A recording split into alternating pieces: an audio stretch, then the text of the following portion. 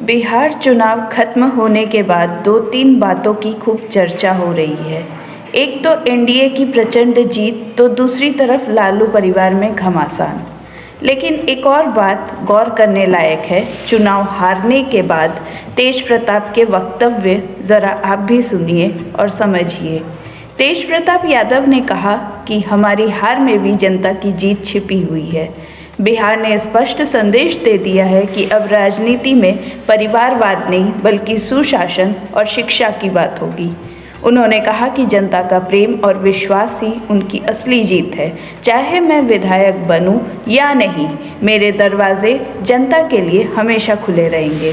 तेज प्रताप ने एनडीए की जीत का श्रेय प्रधानमंत्री नरेंद्र मोदी, मुख्यमंत्री नीतीश कुमार, अमित शाह और धर्मेंद्र प्रधान की रणनीति व मेहनत को दिया। तेज प्रताप के इन्हीं लाइनों के सहारे आगे की कहानी में आगे बढ़ते हैं। इलेक्शन कैंपेन के दौरान और चुनाव आने के बाद की उनकी बातों को याद करते हैं तो ये बात पूरी तरह समझ में आती है कि तेज प्रताप यादव अद्भुत लय में हैं। चुनाव मैदान में उतरे तो खुलकर उतरे, पूरी ताकत लगाई, पार्टी बनाई, उम्मीदवार खड़े किए और जोर शोर से प्रचार प्रसार भी किया। खुद महुआ से उम्मीदवार बने और 35,703 मत हासिल किए, लेकिन फतह नहीं मिली। फिर भी कोई मलाल नहीं, पूरी तरह से निरपेक्ष, जैसे गीता को अपने भीतर जी रहे हो।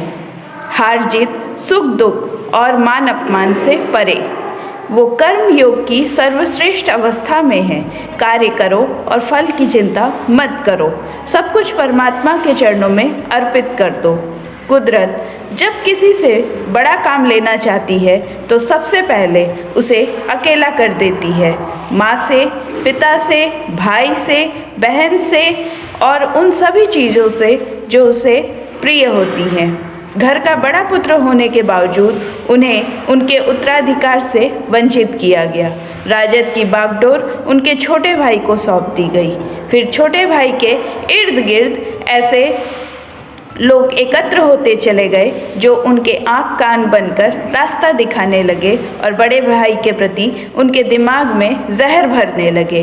पार्टी के भीतर तेज प्रताप के खिलाफ साजिशें होने लगी, उन्हें अपमानित किया जाने लगा। उनके हाव भाव और व्यवहार में साफ पता चलता था कि लालू का असली सियासी उत्तराधिकारी कोई और है, तो वह तेज प्रताप यादव ही हैं।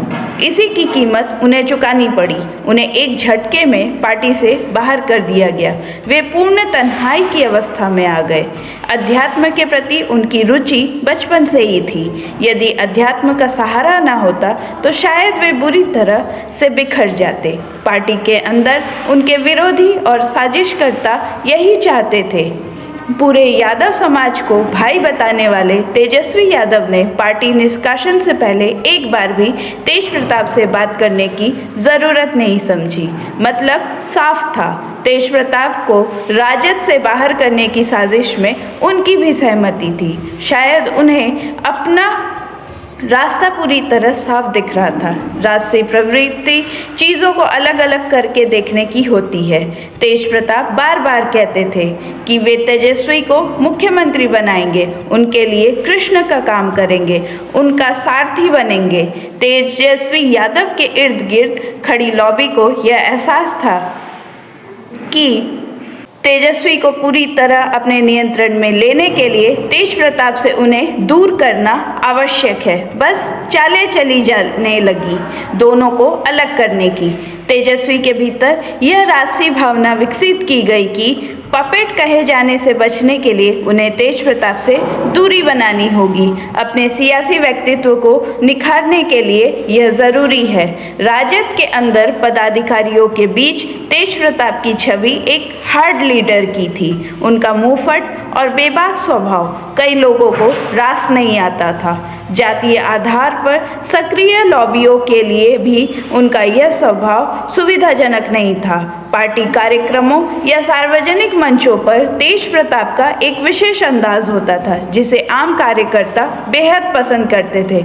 उनका कम्युनिकेशन स्किल बहुत शार्प है। लालू यादव की तरह जनता से तुरंत कनेक्ट कर लेते हैं, लेकिन अपने व्यक्तित्व को खुलकर जीने की चाह में तेजस्वी उनसे दूर होते चले गए। राष्ट्रीय जनता दल की आज की दुर्गति का एक महत्वपूर्ण कारण तेज प्रताप का पार्टी से बाहर किया जाना भी है। वह क्राउड पुलर हैं, जहां खड़े होते हैं वहीं भीड़ लग जाती है। स्टार प्रचारक के तौर पर उनका बेहतर इस्तेमाल हो सकता था।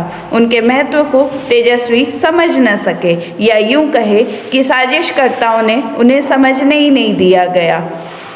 बहनों ने भी परिवार के नाम पर सियासी लाभ तो खूब लिया, सांसद बनी, रुतबा बनाया, लेकिन दोनों भाइयों के बीच की गलतफहमियों को दूर करने की ईमानदार कोशिश कभी नहीं की।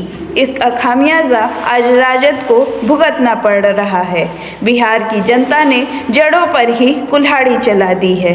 तेज प्रताप गीता की कसम खा चुके हैं कि अब वे राजद में वापस नहीं जाएंगे, लेकिन जनता की सेवा करते रहेंगे। उनके अनुसार राजनीति हार जीत के लिए नहीं, बल्कि रिश्ते बनाने के लिए है।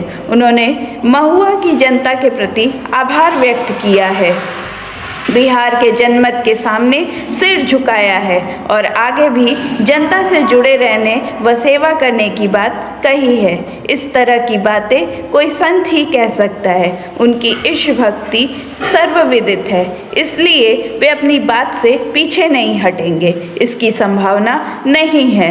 राजद की ओर फिर रुख नहीं करेंगे। लालू प्रसाद यादव की बेटी रोहिणी आचार्य ने भी ट्विटर पर राजनीति छोड़ने की घोषणा की है। उन्होंने लिखा, मैं राजनीति छोड़ रही हूँ और अपने परिवार से नाता तोड़ रही हूँ। संजय यादव और रमीज ने मुझसे यही करने को कहा था। मैं सारा दोष अपने ऊपर ले रही हूँ। परिवार से नाता तोड़ने का अर्थ स्पष्ट नहीं। क्या वे लालू राबड़ी से दूरी बना रही हैं या तेजस्वी यादव से, जो संजय यादव और रमीज के प्रभाव में चल रहे हैं? कारण जो भी हो, इतना स्पष्ट है कि तेजस्वी पर संजय यादव के प्रभाव से वे भी तेज प्रताप की तरह नाराज हैं और मुखर होकर अपनी नाराजगी जता रही हैं। संजय यादव के नेतृत्व में तेजस्वी के इर्द गिर्द सक्रिय लॉबी की वजह से दोनों का दामन राजद से छूट सकता है। फर्क इतना है कि तेज प्रताप को पार्टी से निकाला गया और रोहिणी ने खुद ही पार्टी छोड़ी है। चुनाव के पहले टिकट बंटवारे को लेकर राजद में तूफान मचा हुआ था। टिकट कटने पर कई दावेदारों ने संजय यादव और उनकी लॉबी पर पैसे लेकर टिकट बेचने का आरोप लगाया था।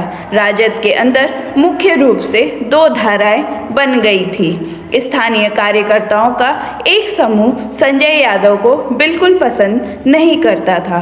प्रेस कॉन्फ्रेंस में उन्हें अपने साथ बैठाकर तेजस्वी ने साफ संदेश दिया था कि संजय यादव को नापसंद करने वालों के लिए पार्टी में कोई जगह नहीं है। अब राजद की करारी हार के बाद संजय यादव को नापसंद करने वाले कार्यकर्ता निश्चित तौर पर राजद से दूर होने की मानसिकता में आएंगे। ऐसे में लालू यादव के सच्चे उत्तराधिकारी के तौर पर तेज प्रताप उनमें एक नई उम्मीद जगाते दिख सकते हैं।